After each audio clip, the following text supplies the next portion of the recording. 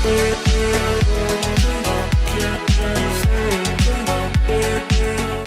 Students, welcome to फीके education. मैं आपका साइंस टीचर विवेक सर और आज आपके लिए मैं लेकर आया चैप्टर 13 आर एनवायरनमेंट के कुछ important long type question answer. जैसा कि हमने पिछले वीडियो में इसी चैप्टर के एमसीक्यू और शॉर्ट टाइप क्वेश्चन आंसर्स किए थे, तो इस वीडियो में हम लॉन्ग टाइप क्वेश्चन आंसर्स करने जा रहे हैं। तो चलिए शुरू करते हैं।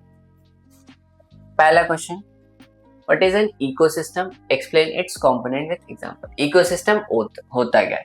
So ecosystem basically consist होता है, ecosystem किन से मिलकर बनता है? बायोटिक और एबायोटिक कंपोनेंट। बायोटिक क्या चीजें होती है? बायोटिक जैसे जितने भी लिविंग ऑर्गेनिज्म है, जैसे प्लांट, ह्यूमन या फिर हम एनिमल बोल सकते हैं। सो ये बायोटिक कंपोनेंट का पार्ट होते हैं। वहीं पे एबायोटिक चीजें क्या होती है? जितने भी नॉन लिविंग फैक्टर है, जैसे कि लेक्स, रॉक्स, ये जो भी चीजें हैं, ये सब नॉन लिविंग फैक्टर हमारे एबायोटिक कंपोनेंट होते हैं। सो हमारे बायोटिक कंपोनेंट में तीन चीजें आती हैं। पहली है प्रोड्यूसर्स, सेकंड कंज्यूमर्स और थर्ड डिकम्पोजर। प्रोड्यूसर होते क्या? प्रोड्यूसर मतलब जो खुद का खाना खुद से बनाते हैं using sunlight. So producer prepare their own food using sunlight.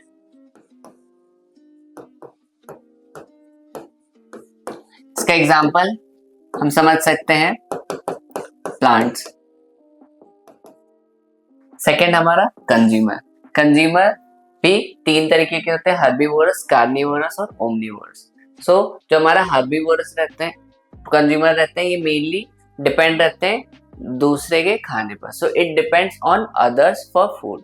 सो ये दूसरे के ऊपर डिपेंड रहते हैं कि वो खाना बनाएंगे, तो ये कंज्यूम करते हैं, इसलिए इन्हें कंज्यूमर्स बोलते हैं।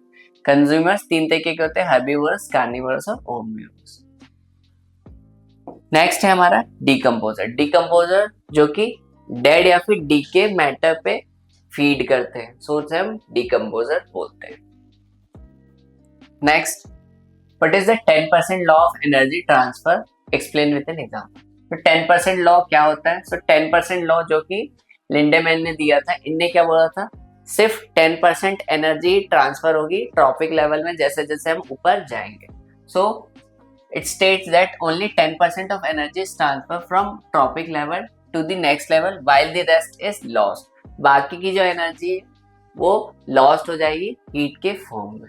जैसे कि हम एग्जांपल से समझ सकते हैं कि अगर एक प्लांट में 1000 जूल एनर्जी है जो कि उसने सनलाइट से प्रिपेयर करी है, सो अगर प्लांट को एक हर्बीवोरस कंज्यूम करता है, हर्बीवोरस कंज्यूम करता है जो कि होता है हमारा डियर या फिर काऊ। सो अगर ये कंज्यूम करता है, सो प्लांट का सिर्फ 10% ही इसके पास जाएगा। सो 1000 का 10% होगा हमारा 100।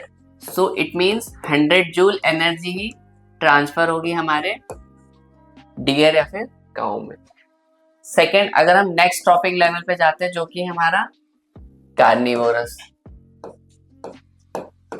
सो कार्निवोरस का एग्जांपल है हमारा लायन क्या टाइगर, जो कि मेनली दूसरों के ऊपर डिपेंड रहते हैं। सो इसमें 100 जूल का 10% एनर्जी जब हम ट्रांसफर करेंगे तो 100 का 10% होगा हमारा 10 जूल, जो कि 10 जूल एनर्जी ही हमारे लायन में ट्रांसफर होगी। नेक्स्ट आएगा हमारा top predator.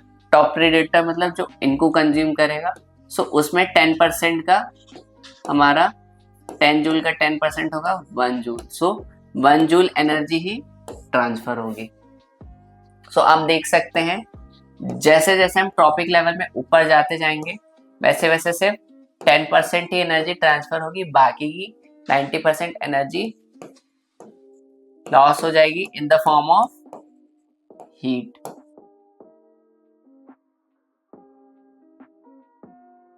What is ozone depletion? What are its causes and effects? So ozone depletion होता क्या है? ओजोन डिप्लीशन मतलब जो हमारी ओजोन लेयर है वो धीरे धीरे डिप्लीट हो रही है, वो किन कारणों से डिप्लीट हो रही है, क्योंकि हमारा ग्रीन हाउस इफेक्ट बढ़ता जा रहा है। ग्रीन हाउस इफेक्ट कब बढ़ता है, जब भी हम जितने भी नॉन टॉक्सिक गैसेस हैं उनका कंजम्पशन बढ़ा देते हैं। जैसे एक्सेसिव यूज ऑफ क्लोरोफ्लोरोकार्बन, जो कि हमें CFC भी बोलते हैं, ये जो रेफ्रिजरेटर और एसीज में यूज होते हैं, इसकी वजह से हमारी ओजोन लेयर डिप्लीट हो रही है। ओजोन का फॉर्मूला जैसे कि हमें पता है O3 होता है इसका मॉलिक्यूलर फॉर्मूला। सेकेंड रीजन है ओजोन लेयर डिप्लीशन का कि इंडस्ट्रीज जो है उनसे जो हार्मफुल गैसेस एमिट हो रही है उसके वजह से भी ओजोन लेयर जो है हमारी डिप्लीट हो रही है। अब इसका इफेक्ट क्या है हम ह्यूमन बींग्स में, सो इसका इफेक्ट है जो केसेस है स्किन कैंसर्स के वो इंक्रीज हो रहे हैं। और दूसरा इफेक्ट है इसका कि जो प्लांट की ग्रोथ है और एक्वेटिक लाइफ भी है वो भी इफेक्ट होगी कहीं ना कहीं, क्योंकि ये जो गैस है हमारे सराउंडिंग में रहती है। सो इसके वजह से प्लांट और एक्वेटिक लाइफ की जो ग्रोथ है वो अफेक्ट करेगी। थर्ड है इस वजह से ओजोन डिप्लीशन की वजह से ग्लोबल वार्मिंग बढ़ेगा, क्योंकि ग्लोबल वार्मिंग इसलिए बढ़ रहा है यूवी रेडिएशंस जो कि सन से आ रही हैं।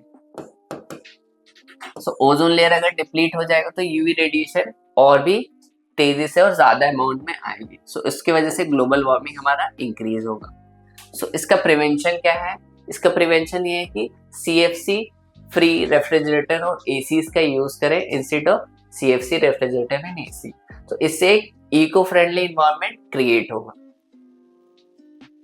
What are biodegradable and non-biodegradable substance? Give example and their impact on the environment. Biodegradable और non-biodegradable substance होते क्या है? Biodegradable substance वो होते हैं जो कि easily break down हो जाते हैं माइक्रो ऑर्गेनिज्म के द्वारा। So non-biodegradable क्या होंगे? Just इसका opposite. So it cannot be decomposed by an organism. So biodegradable substance can be broken down by microorganism naturally. Examples हम समझ सकते हैं वेजिटेबल पील्स या फिर हम पेपर कॉटन, ये सब हमारे एग्जांपल होते हैं बायोडिग्रेडेबल सब्सटेंस के। इसका इम्पैक्ट क्या पड़ रहा है, ये इन्वायरमेंट फ्रेंडली है अगर हम प्लास्टिक बैग्स का यूज ना करें इंस्टेड ऑफ पेपर बैग्स का यूज करें। सो एक इन्वायरमेंट फ्रेंडली अप्रोच होगा हमारा। डिकम्पोजेस इनटू यूजफुल न्यूट्रिएंट्स, और वेजिटेबल पील्स ये सब जब सॉइल में मिलते हैं सो ये डिकम्पोज होने के बाद न्यूट्रिएंट्स का काम करते हैं। नॉन बायोडिग्रेडेबल सब्सटेंस जैसा कि मैंने आपको बताया कि ये डिकम्पोज नहीं हो पाते किसी भी नेचुरल फिनोमिना की वजह से। तो इसके एग्जांपल हो सकते हैं प्लास्टिक, ग्लास मटेरियल्स, ये डिकम्पोज नहीं हो पाते हैं। और इसका इम्पैक्ट क्या होता है, इसके वजह से सॉइल पोल्यूशन या फिर लैंड पोल्यूशन बढ़ रहा है ना। अगर हम प्लास्टिक या फिर ग्लास बॉटल इन सबको अगर हम किसी भी वाटर बॉडीज में रखेंगे तो उससे मरीन लाइफ भी इफेक्ट करेगी। इसका सॉल्यूशन ये है कि हम प्लास्टिक बैग का रिड्यूस करें, कम से कम यूज करें, रिसाइकल करें और प्रमोट करें बायोडिग्रेडेबल मटेरियल्स को। What measure can be taken to reduce environmental pollution? क्या क्या measures हम ले सकते हैं environmental pollution को reduce करने में? So first one is 3 R's, that is reduce, reuse and recycle. So हमें कम से कम प्लास्टिक या फिर नॉन बायोडिग्रेडेबल चीजों का यूज करना है। रीयूज मतलब ऐसी चीजों को बार बार यूज करना जो फिर इन्वायरमेंटल फ्रेंडली हो। So minimise waste and encourage recycling, recycling का भी यूज करना है। सेकेंड है हमें इंडस्ट्री से जितने भी हार्मफुल केमिकल्स जो एमिट हो रहे हैं हमारे एनवायरनमेंट में उसको रिड्यूस करना है। So use filters and eco friendly technology. Third है जो हमारा public transport. So public transport भी अगर कम होगा तो उसके वजह से भी एयर पॉल्यूशन कम होगा हमारा। फोर्थ हमें प्लास्टिक बैग्स बैन कर देने चाहिए। प्लास्टिक बैग्स बैन करके हमें बायोडिग्रेडेबल मटेरियल्स का यूज करना चाहिए जैसे paper bags. Fifth plant more trees, हमें ज्यादा से ज्यादा ट्रीज प्लांट करना चाहिए जिसकी वजह से ऑक्सीजन का कंटेंट बढ़ेगा हमारे एयर में और कार्बन डाइऑक्साइड का लेवल डिक्रीज होगा। Fifth one treat waste properly, जैसे manage sewage and industrial waste before disposal. So अगर हम चाहें तो सीवेज और इंडस्ट्रियल वेस्ट डिस्पोज होने से पहले उसको मैनेज करें प्रॉपरली, जिसके वजह से लैंड या फिर वाटर पॉल्यूशन ना हो। सो ये थे हमारे चैप्टर 13 आर एनवायरनमेंट के कुछ important long type question. I hope कि आपको समझ में आए होंगे। अगर आपको कोई भी डाउट या क्वेरी हो तो हमें कमेंट सेक्शन में पूछ सकते हैं।